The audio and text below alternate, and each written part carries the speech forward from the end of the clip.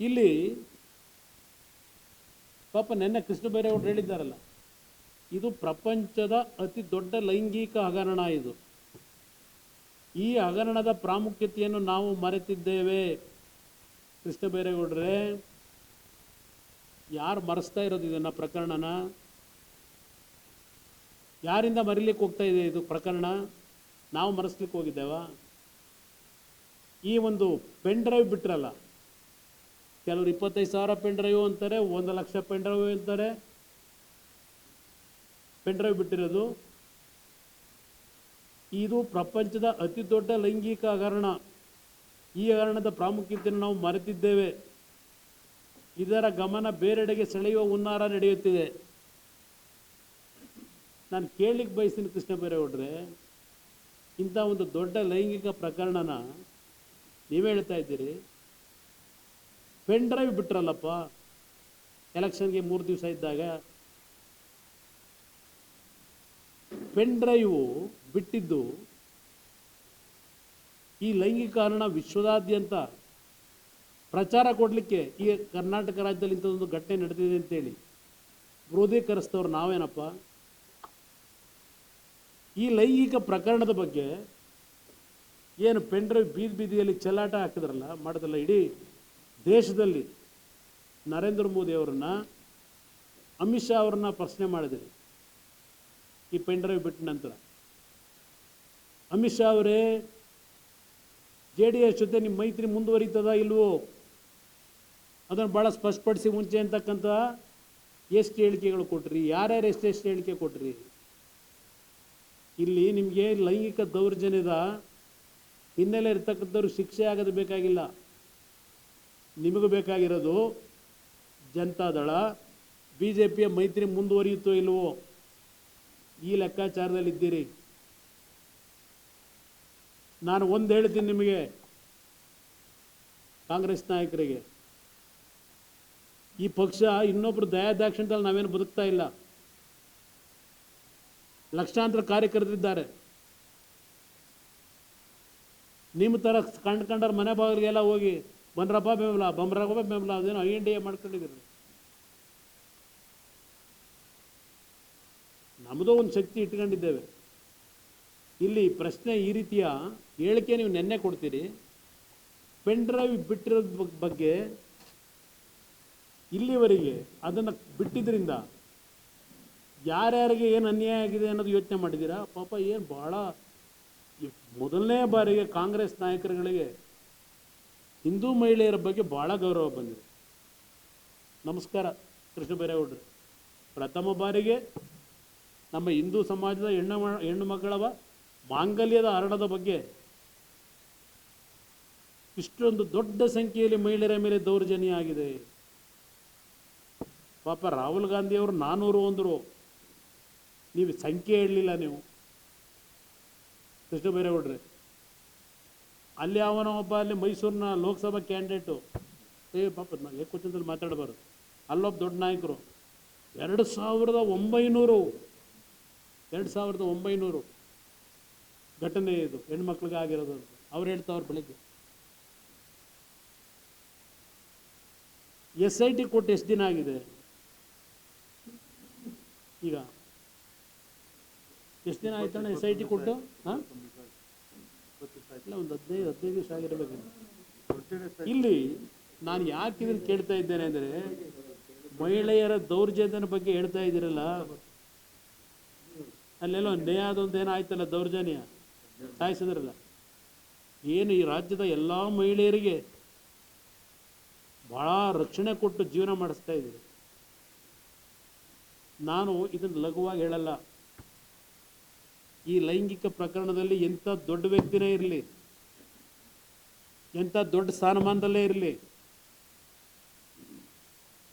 ಈ ಸತ್ಯಾಸತ್ಯತೆಗಳು ಇವತ್ತು ಹೊರಗೆ ಬಂದು ಅವನೆಂಥ ದೊಡ್ಡ ವ್ಯಕ್ತಿ ಇದ್ದರೂ ಶಿಕ್ಷೆ ಆಗಲೇಬೇಕು ಅಂತಕ್ಕಂಥದ್ರಲ್ಲಿ ನಿಮಗಿಂತ ಹೆಚ್ಚಿನ ಧ್ವನಿ ಎತ್ತಲಿಕ್ಕೆ ನಾನು ತಯಾರಾಗಿದ್ದೇನೆ ಕೃಷ್ಣ ಬೈರೇಗೌಡ್ರೆ.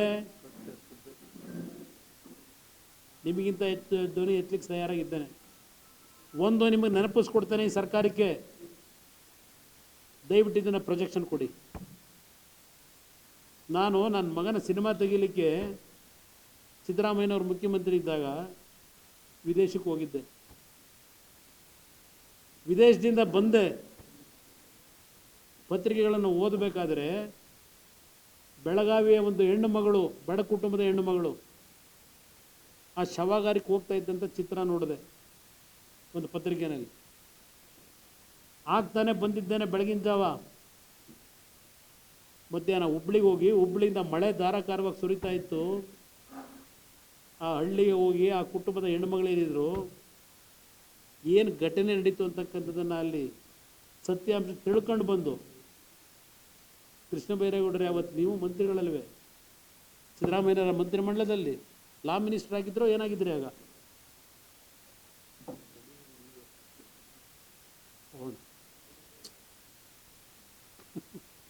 ಇಲ್ಲಿ ಅವತ್ತು ಒಬ್ಬ ಕುರುಬ ಸಮಾಜದವನು, ಈಗ ಜಾತಿ ಹೇಳ್ತಾ ಇದ್ದೀರಲ್ಲ, ಒಕ್ಕಲಿಗರ ಜಾತಿ ಹಿಡ್ಕೊಂಡು ಹೊರಟಿದೀಯ ಅಂತ, ಒಬ್ಬ ಕುರುಬ ಸಮಾಜದ ಅತ್ಯಂತ ನಿಷ್ಠಾವಂತ ಅಧಿಕಾರಿ ಯಾತಕ್ಕೆ ಆತ್ಮಹತ್ಯೆ ಮಾಡ್ಕೊಂಡ? ಆತ್ಮಹತ್ಯೆ ಯಾಕೆ ಮಾಡ್ಕೊಂಡಿದ್ದ ಅಧಿಕಾರಿ? ರಕ್ಷಣೆ ಕೊಟ್ಟಿದ್ರ? ಆ ನಿಷ್ಠಾವಂತ ಅಧಿಕಾರಿಯ ಧರ್ಮಪತ್ನಿ, ಆ ಧರ್ಮಪತ್ನಿಯ ಮಾಂಗಲ್ಯ ಉಳಿಸಿದ್ರಪ್ಪ ನೀವು ಕೃಷ್ಣ ಬೈರೇಗೌಡ್ರೆ? ನಿಮ್ಮ ಮುಖ್ಯಮಂತ್ರಿ ಉಳಿಸಿದ್ರೇನ್ರಿ ಆ ಹೆಣ್ಣುಮಗಳ ಮಾಂಗಲ್ಯನ? ಮಾಂಗಲ್ಯ ಹರಣ ನರೇಂದ್ರ ಮೋದಿ ಅವರೇನು ಹೇಳಿಕೆ ಕೊಟ್ಟರು ಅಂತ ಈಗ ಇದಿಟ್ಕೊಂಡು ಕೂತಿದ್ದೀರಿ. ಅವತ್ತು ಆ ಹೆಣ್ಣುಮಗಳ ಬದುಕೇನಾಯಿತು ಅನ್ನೋದು ಪ್ರಶ್ನೆ ಮಾಡಲಿಲ್ಲ ನೀವು, ಯೋಚನೆ ಮಾಡಲಿಲ್ಲ ನಿಮ್ಮಗಳು. ಆ ಹೆಣ್ಣುಮಗಳ ಪರಿಸ್ಥಿತಿ, ಆ ಕುಟುಂಬದ ಪರಿಸ್ಥಿತಿಯನ್ನು ಸ್ಥಳ ಪರಿಶೀಲನೆ ಮಾಡಿ ವಿಧಾನಸಭೆಯಲ್ಲಿ ಬಂದು ಚರ್ಚೆ ಮಾಡಿದಂಥವ್ನು ನಾನು. ಇವತ್ತು ನನ್ನ ಬಗ್ಗೆ ಪ್ರಶ್ನೆ ಮಾಡ್ತೀರಾ? ನಾನು ಆ ಹೆಣ್ಣುಮಗಳ ಬಗ್ಗೆ ಎಲ್ಲ ವಿಷಯ, ಒಂದು ಕುಟುಂಬದ ಪರಿಸ್ಥಿತಿನ ವಿಧಾನಸಭೆಯಲ್ಲಿ ಚರ್ಚೆ ಮಾಡಿದ ಮೇಲೆ ಇವತ್ತು ಆ ಹೆಣ್ಣುಮಗಳಿಗೆ ಒಂದು ದಾರಿ ದೊರಕ್ತು. ಏನೋ ಸಬ್ರಿಸ್ಟಾರೋ ಏನೋ ಮಾಡಿದ್ದೀರಿ. ನಾನು ಆ ವಿಷಯ ರೈಸ್ ಮಾಡದೆ ಹೋಗಿದ್ರೆ ಆ ಹೆಣ್ಮಗಳ ಪರಿಸ್ಥಿತಿ ಏನಾಗೋದು? ಮಾಂಗಲ್ಯ ಹರಣದ ಬಗ್ಗೆ ನನ್ನನ್ನು ಪ್ರಶ್ನೆ ಮಾಡ್ತೀರಾ ಕೃಷ್ಣ ಬೈರೇಗೌಡ್ರೆ? ಇಂಥದ್ದು ಆಮೇಲೆ ಮಾನಹರಣ, ಶೀಲಹರಣ, ಮನೆ ಹಾಳು ಕೆಲಸ ನಡೆದಿದೆ. ಈ ಪ್ರಕರಣದಲ್ಲಿ ಸತ್ಯ ಹೊರಗೆ ಬರಲೇಬೇಕು, ತಪ್ಪು ಮಾಡಿದವರಿಗೆ ಶಿಕ್ಷೆ ಆಗಲೇಬೇಕು ಅಲ್ಲವೇ? ಸ್ವಲ್ಪ ಬೆಳಗ್ಗಿಂದ ಅರ್ಥ ಆಯ್ತಾ ಇಲ್ಲ. ನಿಮಗೇನಾದರೂ ಅರ್ಥ ಆದರೆ ಹೇಳಿ ದಯವಿಟ್ಟು. ಇಲ್ಲ ಯಾರಾದರೂ ಅಧಿಕಾರಿಗಳು ಹೇಳಿದ್ರೆ ಹೇಳಿ. ನಾನು ಹೋಮ್ ಸೆಕ್ರೆಟರಿ ಟ್ರೈ ಮಾಡಿದೆ ವಿಷಯ ತಿಳ್ಕೊಳ್ಳೋಣ ಇದೇನು ಆದೇಶ ಅಂತ. ಹಾಂ, ವಿದೇಶಕ್ಕೆ ಹೋದ್ರ? ಇಲ್ಲಿ ನನಗೆ ಗೊತ್ತಿಲ್ಲ, ಹೋಗೋಣ ತೊಂದರೆ ಇಲ್ಲ. ಬೇಕಾದ್ರೆ ನೀವೆಲ್ಲ ಒಂಚೂರು ಹೋಗ್ಬಿಟ್ಟಿದ್ದೀವಿ, ತೊಂದರೆ ಇಲ್ಲ. ನಾನು ಬಂದು ಜಾಯ್ನ್ ಆಯ್ತು, ತೊಂದರೆ ಇಲ್ಲ. ಇದೊಂಚೂರು ಮುಗಿಸೋಣ, ಇಂಪಾರ್ಟೆಂಟ್ ಸಬ್ಜೆಕ್ಟ್ ಅಲ್ಲ ಬ್ರದರ್, ಗವರ್ನರ್ ಕೊಡೋದಿರಲಿ. ಇಲ್ಲಿ ಬ್ರದರ್, ಕರ್ನಾಟಕ ಸರ್ಕಾರದ ನಡವಳಿಗಳು ಈ ಕೇಸಿಗೆ ಸಂಬಂಧಪಟ್ಟಾಗೆ, ಈ ಕೇಸಿಗೆ ಸಂಬಂಧಪಟ್ಟಾಗೆ ಪಾಪ ನಮ್ಮ ಆಯೋಗದ ಅಧ್ಯಕ್ಷರು ಮುಖ್ಯಮಂತ್ರಿ ಬರೆದಿದ್ದು ಮೊನ್ನೆನೂ ಹೇಳಿದ್ದೀರಿ ಲೆಟ್ರು. ವಿಷಯ ಏನು ಅಂತ ಹೇಳಿ, ಈ ವಿಷಯ ಅವ್ರೇನು ಕೊಡ್ತಾರೆ ಸಮಗ್ರವಾಗಿ ತನಿಖೆ ಆಗಬೇಕು ಅಂತೇಳಿ ಇಲ್ಲಿ ಅದನ್ನು ಸಾರ್ವಜನಿಕಪಡಿಸಿದ ವ್ಯಕ್ತಿಗಳನ್ನು ತನಿಖೆಗೆ ಒಳಪಡಿಸುವ ಮೂಲಕ ಇಲ್ಲಿದೆ ಇದೆ ಹೊರಡು ಈ ಪ್ರಸ್ತಾವನೆ ಇಟ್ಕೊಳ್ತಾರೆ. ಆ ಹೆಣ್ಮಗಳು ಅಧ್ಯಕ್ಷರು ಕೊಟ್ಟಿರ್ತಕ್ಕಂಥದ್ದು. ಸರ್ಕಾರ ಪ್ರಸ್ತಾವನೆ ಇಟ್ಕೊಂಡು ಮೀಟಿಂಗ್ ಮಾಡಿ ಆದೇಶ ಏನು ಮಾಡಿದ್ರು? ಪ್ರಸ್ತಾವನೆಯಲ್ಲಿ ವಿವರಿಸಿರುವ ಅಂಶಗಳ ಹಿನ್ನೆಲೆಯಲ್ಲಿ ಹಾಸನ ಜಿಲ್ಲೆಯಲ್ಲಿ ಮಹಿಳೆಯರ ಮೇಲೆ ನಡೆದಿರುವ ಲೈಂಗಿಕ ದೌರ್ಜನ್ಯ ಹಾಗೂ ಈ ಸಂಬಂಧ ಹಾಸನ ಜಿಲ್ಲೆಯ ಹೊಳೆನರಸೀಪುರ ಟೌನ್ ಪೊಲೀಸ್ ಠಾಣೆಯ ಕ್ರಿಮಿನಲ್ ಮೊಕದ್ದಮೆ ಸಂಖ್ಯೆ 107/24 ಕಲಂಗಳು ಹಾಕೊಂಡೋದ್ರು. ದಾಖಲಾಗಿರುವ ಪ್ರಕರಣದ ಸಮಗ್ರ ತನಿಖೆಯನ್ನು ಕೈಗೊಳ್ಳಲು ತಾಂತ್ರಿಕ ಪರಿಣತಿ ಇರುವ ಅಧಿಕಾರಿಗಳನ್ನ ಹಾಕಿದ್ದೇವೆ ಎಂದರು. ಆಮೇಲೆ ತಳಗಡೆ ಈ ಪ್ರಕರಣ ಕುರಿತು ರಾಜ್ಯದ ಇತರೆ ಪೊಲೀಸ್ ಠಾಣೆಗಳಲ್ಲಿ ದಾಖಲಾಗಬಹುದಾದ ಪ್ರಕರಣಗಳನ್ನು DGIGP ಅವರ ವಿಶೇಷ ತನಿಖಾ ತಂಡಕ್ಕೆ ವರ್ಗಾಯಿಸುವುದು. ಇದರ ಮೀನಿಂಗ್ ಏನು? ಇದರ ತನಿಖಾ ಆದೇಶ ಲಿಮಿಟೇಷನ್ ಏನಿದಕ್ಕೆ ಈ ಪ್ರಕರಣಕ್ಕೆ? ಈ ಸರ್ಕಾರದ ಆದೇಶದ ಲಿಮಿಟೇಷನ್ನು ಹಾಸನದ ಜಿಲ್ಲೆಯಲ್ಲಿ ಮಹಿಳೆಯರ ಮೇಲೆ ನಡೆದಿರುವ ಲೈಂಗಿಕ ದೌರ್ಜನ್ಯ. ಮತ್ತು 28ನೇ ತಾರೀಕು ಯಾರೋ ಇಬ್ಬರು ಹೋಗಿ ಇಲ್ಲೆಲ್ಲೋ ಟೈಪ್ ಮಾಡಿ ಅಲ್ಲಿ ಕಳಿಸಿದ್ರಲ್ಲ FIR ಕಾಪಿ ರಿಜಿಸ್ಟರ್ ಮಾಡಿ ಅಂತ. ಆ ಒಂದು ಪ್ರಕರಣಕ್ಕೆ ಸಂಬಂಧಪಟ್ಟಿದ್ದು 2 SIT ಹಾಕಿದ್ದೀರಿ. ಆಮೇಲೆ ಮುಂದಕ್ಕೆ ಏನಾದರೂ ದಾಖಲಾಗ್ತಕ್ಕಂಥದ್ದು ರಾಜ್ಯದ ಪೊಲೀಸ್ ಠಾಣೆಗಳಲ್ಲಿ ಇತರ ಠಾಣೆಗಳಲ್ಲಿ ಇದನ್ನು ತಗೋಬೇಕು ಅಂತ ಹೇಳಿ ವರ್ಗಾವಣೆ ಮಾಡ್ಕೊಳ್ಳೋದು ಅಂತ ಹೇಳಿದ್ದೀರಿ. ಅಂದರೆ ಇದರ ತನಿಖೆ ಎಲ್ಲಿಗೆ ತಗೊಂಡು ಹೋಗ್ತೀರಿ? ಈ ತನಿಖೆನ ಪ್ರಸ್ತಾವನೆಯಲ್ಲಿದೆ ಅವ್ರು ಕೊಟ್ಟಿರೋದು. ಯಾರು ಈ ಒಂದು ವಿಷಯಗಳನ್ನು ಪೆನ್ ಡ್ರೈವ್ ಮಾಡಿ ಹಂಚಿದ್ದಾರೆ, ಮಹಿಳೆಯರ ಮಾನಾಪರಣ ಆಗಿದ್ದು 4 ಗೋಡೆ ಮಧ್ಯದಲ್ಲಿತ್ತು. ಅದನ್ನು ವಿಶ್ವಕ್ಕೆ ತಗೊಂಡೋದಂತರು ಕೃಷ್ಣ ಬೈರೇಗೌಡ್ರೆ. ಅದೇನೋ ಏನೋ ದೇವರಾಜೇಗೌಡ ಅಂತಾರೆ, ನಾನು ಅಂತೀನಿ ಅಂತ ಏನೋ ಹೇಳ್ತಾವ್ರೆ. ಕುಮಾರಸ್ವಾಮಿನೂ ಸೇರ್ಬಿಟ್ಟವ್ರು ಇದರಲ್ಲಿ. ಇದೆಲ್ಲ ಹೇಳ್ಕೊಂಡು ತಿರುಗ್ತಾ ಇದ್ದೀರಿ ಪ್ರತಿನಿತ್ಯ. ಇಲ್ಲಿ ಪ್ರಶ್ನೆ 21ನೇ ತಾರೀಕು ರಿಲೀಸ್ ಮಾಡಿದ್ರಲ್ಲ ಕೂತ್ಕೊಂಡು 25,000 1 ಲಕ್ಷನೋ ಪೆನ್ ಡ್ರೈವ್ಗಳನ್ನ 8 ಗಂಟೆಗೆ ಅವನು ಯಾವ ಪೋಸ್ಟ್ ಮಾಡ್ತಾನೆ ನವೀನ್ ಗೌಡ ಅನ್ನೋನು. 8 ಗಂಟೆಗೆ ಎಲ್ಲ ಕಾಯಿರಿ ಇಂಥ ಅಶ್ಲೀಲ ವಿಡಿಯೋಗಳು ಬಿಡುಗಡೆ ಆಗ್ತಾ ಇದೆ. ಇವತ್ತವರೆಗೆ ಅವನ್ನೇನಾರು ಟಚ್ ಮಾಡಿದ್ರೆ ರೀ ಕೃಷ್ಣ ಬೈರೇಗೌಡ್ರೆ? ವಿಶ್ವದ ಅತ್ಯಂತ ಲೈಂಗಿಕ ದೌರ್ಜನ್ಯ ಇದು ಪ್ರಚಾರ ಮಾಡಿರೋರು ನೀವು 4 ಗೋಡೆ ಮಧ್ಯದಲ್ಲಿ ಇದ್ದಿದ್ದನ್ನು. ಇದನ್ನು ಪ್ರಚಾರಕ್ಕೆ ನೀವು ಮಾಡಿದ್ರಲ್ಲ, ಈ ರೀತಿ ಬಂತಲ್ಲ, ತಕ್ಷಣ ಸರ್ಕಾರದ ಕ್ರಮ ಏನು ತಗೊಂಡ್ರಿ? ಈಗ ಹೇಳ್ತಾ ಇದ್ದೀರಲ್ಲ, ಯಾರೋ ಅಡ್ವೊಕೇಟ್ರ ಹತ್ರ ಇವನು ಯಾರೋ ಡ್ರೈವರು ಏನೋ ಇದಕ್ಕೆ ತಗೊಂಡೋಗಿ ಕೊಟ್ಟಿದ್ದ ಅಂತೇಳಿ ಕಾರ್ತಿಕ್ ಅನ್ನೋನು.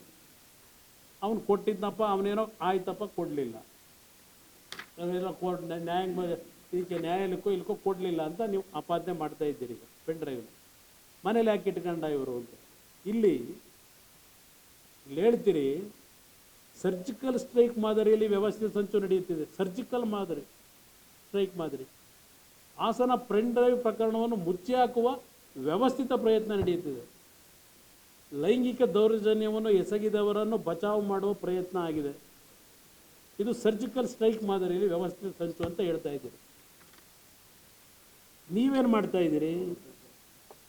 ಸರ್ಕಾರ ನಿಮ್ಮದೇ ಇದೆ. ನಾವು ಸರ್ಜಿಕಲ್ ಸ್ಟ್ರೈಕ್ ಮಾಡೋಕ್ಕಾಗತ್ತಾ ಈ ಸರ್ಕಾರದಲ್ಲಿ? ಅದು ಎಂತೆಂಥ ಘಟಾನುಘಟಿಗಳವರಿಲ್ಲಿ. ಈಗ ಚೀಫ್ ಮಿನಿಸ್ಟ್ರು ಅವರೇ ವಕೀಲರು. ಈಗ ನಾನು ಕೇಳ್ತಾ ಇರೋದು ನಿಮಗೆ, ಇಷ್ಟು ದಿವಸ ಆಯ್ತಲ್ಲ, ನಿಮ್ಮ ತನಿಖೆ ಎಲ್ಲಿವರೆಗೆ ತಗೊಂಡೋಗಿದ್ದೀರಿ? ಇಲ್ಲಿ 28ನೇ ತಾರೀಕು ಯಾವೊಂದು ಅಲ್ಲಿ FIR ಹಾಕ್ಸಿದ್ರಿ, ಆ ಹೆಣ್ಣು ಮಗಳು ಕೊಟ್ಟಿದ್ದೇನು? ಬೇಲೆಬಲ್ ವಾರಂಟಿ ಅಲ್ವಾ ನೀವು ಹಾಕೊಂಡಿದ್ದು? ನಾವು ಬೇಲೆಬಲ್ ಸೆಕ್ಷನ್ ಹಾಕಿ ಅಂತ ಹೇಳಿದ್ವಾ? ನೀವೇ ಹಾಕೊಂಡಿದ್ದೀರಿ. ಅದರಲ್ಲಿ ರೇವಣ್ಣ ಅವ್ರನ್ನ ಮತ್ತೆ ಜೈಲಿಗೆ ಕಳ್ಸೋಕ್ಕಾಗಲ್ಲ ಅಂತ ಹೇಳಿ. ಇನ್ನೊಂದು ಎಂಥದ್ದು ಕಿಡ್ನ್ಯಾಪು ಮಾಡ್ಕೊಂಡಿದ್ದೀರಿ. ಇವತ್ತು 4 ಜನ ಪಾಪ ಕಿಡ್ನ್ಯಾಪ್ಗೆ ಸಂಬಂಧಪಟ್ಟವ್ರನ್ನ ಹಿಡ್ಕೊಂಬಂದವ್ರಂತೆ. ಯಾರೋ ಅಲ್ಲಿ ಹುಡುಗರುಗಳ ಮೇಲೆ ಕೇಸ್ ಹಾಕೊಂಡ್ರಲ್ಲ KR ನಗರದಲ್ಲಿ, ಅವ್ರ ಪರವಾಗಿ ಬೇಲ್ ಅಪ್ಲಿಕೇಶನ್ ಆಗದ ಅಡ್ವೊಕೇಟ್ನ ಹೇಳ್ಕೊಂಬಂದ್ಬಿಟ್ಟವ್ರೀಗ. ಅವನ್ನು ಕರ್ಕೊಂಬಂದವ್ರು. ಯಾರು ಅವ್ರ ಹೆಸರೆಂತದ್ದು ಬ್ರದರ್? ತಿಮ್ಮಪ್ಪ ಅಂತೇಳಿ ಅಡ್ವೊಕೇಟ್. ಬೇಲ್ ಅಪ್ಲೈ ಮಾಡೋಕ್ಕೆ ಹೋದನ್ನ ಅವನು ಈಗ ಬಂದಷ್ಟು ಕರ್ಕೊಂಬಂದವ್ರೆ. ಆ ಹೆಣ್ಮಗಳು ಸಿಕ್ಕಾಗಿದೆ. ಯಾರು ಇದು ಎಂಥದಪ್ಪ ಕಿಡ್ನ್ಯಾಪ್ ಆದವರು, ಆ ಹೆಣ್ಮಗಳು ಈಗ ಇವ್ರು ಸುಪರ್ದಿಲೆ ಅವರೇ. ಆ ಹೆಣ್ಮಗಳು 5 ದಿವಸ ಆಯಿತು ಬಂದು. ಆ ಹೆಣ್ಮಗಳಿಂದ ಹೇಳಿಕೆ ಇಲ್ಲಿವರೆಗೆ ಏನು ದಾಖಲೆ ಮಾಡ್ಕೊಂಡಿದ್ದೀರಿ? 5 ದಿವಸ ಆಗಿದೆಯಲ್ಲ. ಅವ್ರ ಕುಟುಂಬದವ್ರನ್ನ ಎಷ್ಟು ಜನ ಕರ್ಕೊಂಬಂದು ಇಟ್ಕೊಂಡಿದ್ದೀರಿ ಅವ್ರ ಕೈಲಿ ಹೇಳಿಕೆ ಕೊಡಿಸಿ ಅಂತ? ಆ ಹೆಣ್ಣುಮಗಳನ್ನ ನೀವು TV ತೋರಿಸಿದಿರಿ, ತೋಟದ ಮನೆಯಲ್ಲಿ ಇದ್ದರೂ ಅಲ್ಲಿಂದ ಕರ್ಕೊಂಬಂದಿದ್ದೀವಿ ಅಂತ ಹೇಳಿದಿರಿ. ಆ ಹೆಣ್ಣುಮಗಳನ್ನ ಕರ್ಕೊಂಬಂದು ಸ್ಥಳ ಮಾಜಾರಿ ಏನಾರು ಮಾಡ್ಕೊಂಡಿದ್ದೀರಾ? ಇಲ್ಲ ಹೆಣ್ಣುಮಗಳಿಗೆ ಚಿತ್ರಹಿಂಸೆ ಕೊಟ್ಟಿರ್ತಕ್ಕಂಥ ಘಟನೆ ಏನಾದರೂ ಆಗಿದೆಯಾ? ಕರ್ಕೊಂಬಂದಿದ್ದೀರಲ್ಲ, ಯಾರಾದರೂ ಚಿತ್ರಹಿಂಸೆ ಕೊಟ್ಟಿದ್ದಾರಾ ಹೆಣ್ಮಗಳಿಗೆ? ಇಲ್ಲ ಬಳಸಿರೋ ವೆಹಿಕಲ್ ಇದನ್ನು ಸೀಸ್ ಮಾಡಿದ್ರ? ಎಲ್ಲಿಂದ ಕರ್ಕೊಂಬಂದ್ರಿ ಅವ್ರನ್ನ ನೀವು? ಈ ಕ್ಷಣದವರೆಗೆ ಹೇಳಿದ್ರೆ ನೀವೆಲ್ಲ ಪತ್ರಿಕೆ ಹೇಳಿದಿರಿ ತೋಟದ ಮನೆಯಿಂದ ಅಂತ.